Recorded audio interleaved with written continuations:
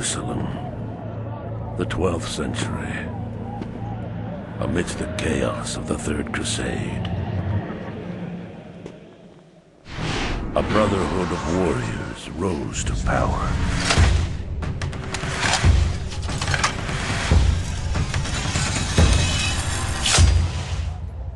Shrouded in secrecy, feared for their ruthlessness, they alone would save the Holy Land. All right, so I'm going to walk you through this demo. Essentially, we're going to go on one of our missions, and hopefully you'll enjoy it, and I'm sure you will, because it's really pretty exciting. So here we are. We have our hero Altair. He's perched high above a rooftop in the city of Jerusalem. The year is 1191, and as you can see, if you look down at the city below, we tried as much as possible to reproduce the city in its historical accuracy. So with the colors, the rocks, the stones, the buildings. Even you can look over there, see the Dome of the Rock off in the distance, and everything down below you. So the rooftops, the ladders, the beams, the hiding spots. Everything you see is interactive. This world is your playground, which is really exciting. And down below, the crowd. Moving around, milling around below you. We wanted to create a living, breathing world for the assassin, and I think we've really succeeded in doing so. So the assassin is here on a mission, and that's to take out his target, named Talal. Now, we've done some investigating earlier on in the game. We've accumulated some information about our target. We know where he lives, or where he's staying at least. He's where that X is on the map, so that's the direction we're going to be heading in. If you look in the map here, you can actually see, that gives you an idea of just how big the city is, because that's just a little part of the city, actually. And we're heading towards that flashing X. Essentially, in order to start our mission, the best thing to do is to get down into the crowd, start blending in, and to do that, our signature assassin's move is the leap of faith. So let Phil do that for us. There we go.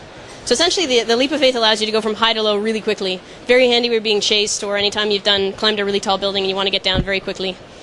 So here you really get a glimpse of our crowd, and as you walk through, you'll notice that they're not just there to look pretty, they're actually interactive. If you bump into them, walk into them, they're going to notice you. Those jar carriers react to you. So yeah, you have to be careful about who you walk into. Now, at this point in the game, the guards don't necessarily know who you are, so they're not going to go after you if you bump into people, but if they're looking for you and you start bumping into people later on, it can be a real challenge. It's great. So you have to be a lot more stealthy.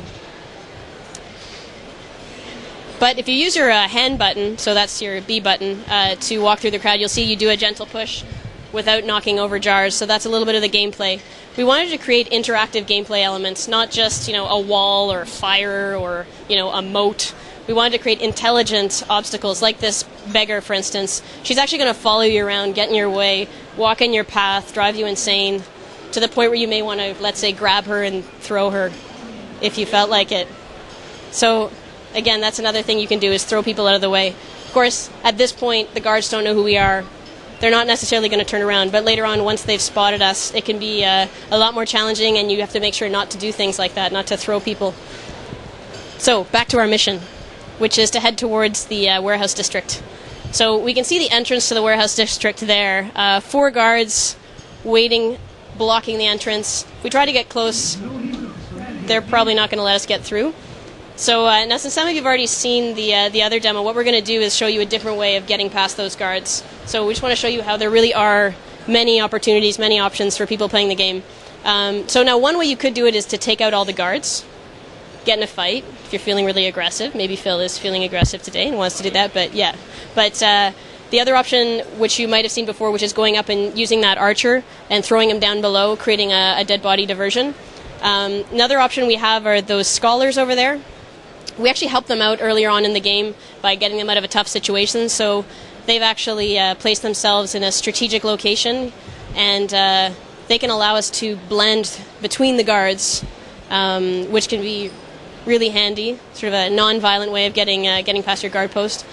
But as you can see, they'll end up going right through those guards. Now, since some of you may have seen that before, we'll back out, let them keep going. But again, if we just continued on, we would have gone right through that guard post. But we're going to show you another way of getting through, just to show you that there are lots of options. We're going to use this guard here as a diversion. The only thing we have to be careful of is that it can backfire, because we're going to try and assassinate him without getting seen. Right, Phil? Yeah. So the only thing is that if he notices us doing it, or if somebody else sees us doing it, it's going to be crazy, and all the guards are going to come after us. So we're taking a little risk, but it's going to be fun. So essentially what we're going to do is get behind this guard. I see Phil's selected the assassin's blade, and he's going to lock onto our target, and very quickly and quietly he's going to do a stealth assassination. Okay, so as long as he gets out of the way, you can see those guards didn't see us assassinate him, but they did see the dead body. So they've actually left their post. They've gone to check it out.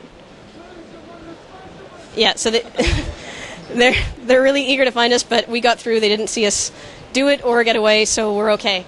At this point, we're inside the fortress, but still not free yet, because it's still pretty heavily guarded.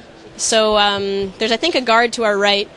We could just walk by him if we wanted, but it might be a good idea to take him out in case he might be a problem later on when we're trying to escape. So Phil's going to lock onto him and do another stealth assassination, or a non-stealth assassination. So I want you to notice again, these are another one of our gameplay elements. We call them troublemakers.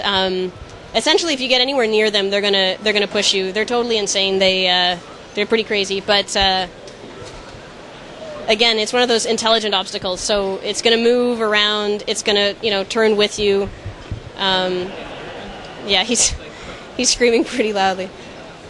So again, that's what we really wanted to do, is create a living, breathing world where your obstacles weren't just, the buildings and elements, they're actually people. So maybe we'll take the scaffolding up to our left so that we don't get caught by this guy.